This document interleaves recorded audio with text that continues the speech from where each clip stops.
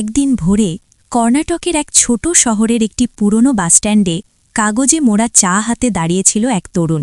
বাসের জন্য অপেক্ষা করছিল সে, কিন্তু আসলে অপেক্ষা করছিল নিজের জীবনের জন্য।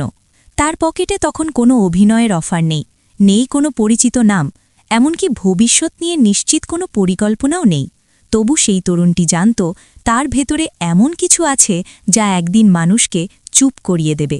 এই ঘটনাটি কোনো সিনেমার দৃশ্য নয়, এটি রাজ বি শেট্টির জীবনের এক অজানা সত্য অধ্যায়, যেখান থেকে শুরু হয় এক সাধারণ মানুষের অসাধারণ হয়ে ওঠার গল্প। রাজ বি শেট্টি, যিনি আজ কন্নড় সিনেমার এক শক্তিশালী নাম, তার জন্ম ও বেড়ে ওঠা ছিল খুব সাধারণ পরিবেশে।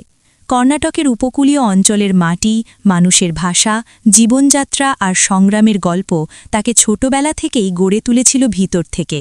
তার পরিবার ছিল মধ্যবিত্ত, যেখানে স্বপ্ন দেখার সুযোগ ছিল সীমিত, কিন্তু পরিশ্রমের মূল্য ছিল অসীম। ছোট রাজের চোখে তখন সিনেমা ছিল দূরের কোনো আলো, যা দেখা যায় কিন্তু ছোঁয়া যায় না। তবু সেই আলো তাকে ডাকত, বারবার ডাকত। শৈশবে রাজ খুব চুপচাপ ছিল।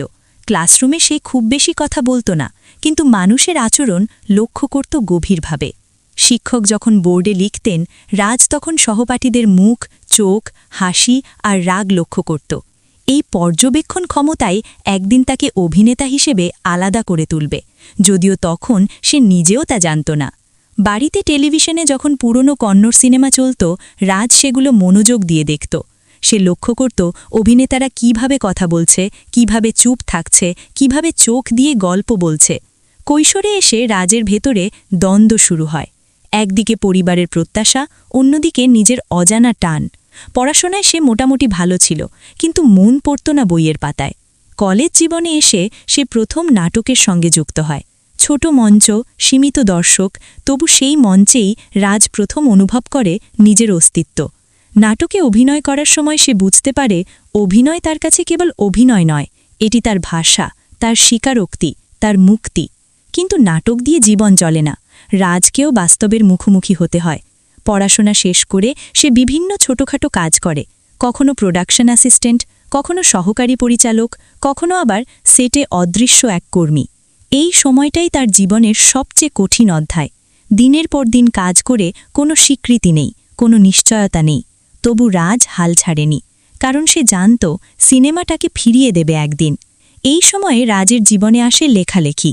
সে নিজের গল্প লিখতে শুরু করে। তার গল্পগুলো ছিল সাধারণ মানুষের কথা, শহরের অলিগলির মানুষ, যারা প্রতিদিন লড়াই করে বাঁচে। এই গল্পগুলোতে ছিল না চমকপ্রদ নায়ক, ছিল না অতিরঞ্জিত খলনায়ক, ছিল কেবল মানুষ, তাদের দুর্বলতা আর শক্তি। এই লেখালেখি একদিন তাকে পরিচালক হিসেবে পরিচয় দেবে। রাজ বি শেট্টির প্রথম উল্লেখযোগ্য কাজ আসে ছোট চরিত্রের মাধ্যমে। সে বড় পর্দায় আসে, কিন্তু নায়ক হিসেবে নয়। তার মুখে ছিল না নায়কের চেনা হাসি, ছিল না নায়কের মতো শরীরী ভাষা। তবু দর্শক তাকে লক্ষ্য করে, কারণ রাজ অভিনয় করত এমনভাবে যেন সে অভিনয় করছে না, যেন সে সত্যিই সেই মানুষটি। তার চোখের ভাষা, সংলাপ বলার ভঙ্গি, নীরবতার ব্যবহার দর্শককে থামিয়ে দিত। সময়ের সঙ্গে সঙ্গে রাজ বুঝতে পারে তাকে নিজের গল্প নিজেই বলতে হবে। এই ভাবনা থেকেই সে পরিচালনায় আসে। তার পরিচালিত সিনেমাগুলো ছিল সাহসী, বাস্তবধর্মী আর গভীর মানবিক। সে এমন গল্প বলত যা অনেকেই বলতে সাহস পায় না। সমাজের অন্ধকার দিক, মানুষের ভেতরের দ্বন্দ্ব, সম্পর্কের জটিলতা সবকিছুই তার সিনেমায় উঠে আসে অনাড়ম্বরভাবে। রাজের সবচেয়ে বড় শক্তি ছিল তার সত্যবাদিতা। সে কখনো দর্শককে খুশি করার জন্য গল্প বদলায়নি। সে বিশ্বাস করত সত্যই সবচেয়ে বড় বিনোদন। তার সিনেমায় তাই হাসি আছে, কান্না আছে, কিন্তু সবকিছুই আসে বাস্তবতা থেকে। এই কারণেই তার সিনেমা অনেক সময় বাণিজ্যিক সাফল্যের বাইরে থেকেও সমালোচকদের প্রশংসা পেয়েছে। অভিনেতা হিসেবে রাজ বি শেট্টি ছিল একেবারেই আলাদা ধাঁচের। সে কখনো নায়ক হওয়ার চেষ্টা করেনি, সে মানুষ হওয়ার চেষ্টা করেছে। তার চরিত্রগুলো অনেক সময় নৈতিকভাবে ধূসর, কখনো ভালো, কখনো খারাপ, আবার কখনো দুটোর মাঝামাঝি। এই জটিলতাই তাকে দর্শকের কাছে বিশ্বাসযোগ্য করে তোলে।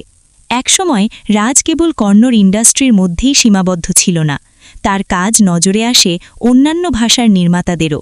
সে বিভিন্ন ভাষার সিনেমায় কাজ করতে শুরু করে, কিন্তু নিজের শিকড় ভুলে যায়নি।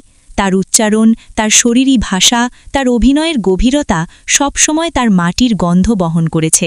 ব্যক্তিগত জীবনে রাজ খুব সাধারণ। সে প্রচারের আলো এড়িয়ে চলে। তার কাছে সাফল্য মানে পুরস্কার নয়, বরং ভালো কাজ করার সুযোগ। সে বিশ্বাস করে একজন শিল্পীর সবচেয়ে বড় পরিচয় তার কাজ। এই দৃষ্টিভঙ্গি তাকে ইন্ডাস্ট্রির ভেতরে আলাদা করে তুলেছে। রাজবি শেট্টির জীবনের সবচেয়ে বড় শিক্ষা হল ধৈর্য। সে রাতারাতি তারকা হয়নি। বছরের পর বছর সংগ্রাম করেছে, ব্যর্থ হয়েছে, আবার উঠে দাঁড়িয়েছে।